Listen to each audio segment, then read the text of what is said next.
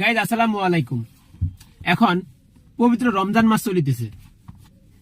রমজান মাস হলো আমাদের জন্য বোনাস। আমাদের বছর হলো 12 মাসে। 12 মাসের ভিতরে 11 মাস যদি আপনি রোজা নামাজ কম করেন,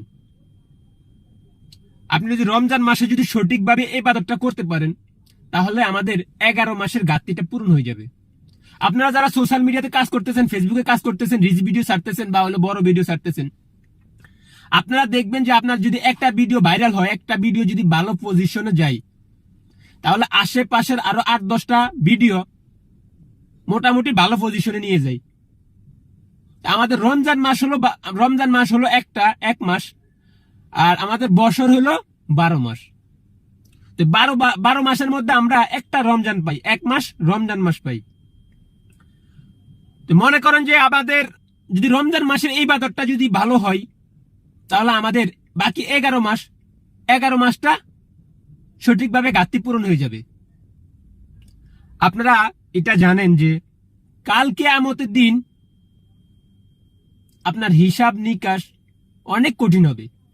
এই কঠিন হিসাব নিকাশকে সহজ করার জন্য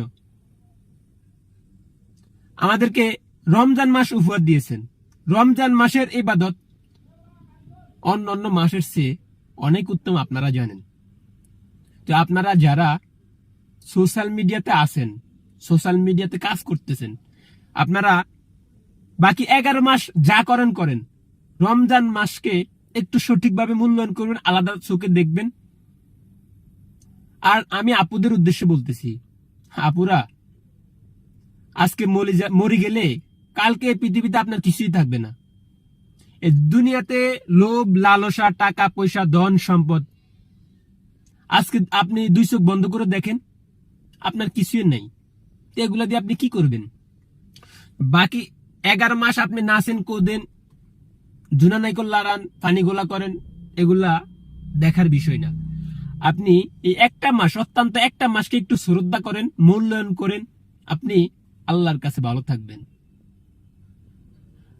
আল্লাহ তো চাইলে পারে যে আপনার 1 মাসের উসুল্লা আপনাকে সারা জীবনের গুনাহ খাতা মাফ করে দিয়ে আপনাকে জান্নাতি করে দিতে। আমরা কি সকলে চাই না জান্নাতি হওয়ার জন্য? কথাগুলো যদি ভালো লাগে একটু মানার চেষ্টা করবেন, আর ভিডিওটা অন্যদের কাছে পৌঁছানোর সুযোগ করে দিবেন। এতটুকুই আমি আপনাদের কাছে প্রত্যাশা করি।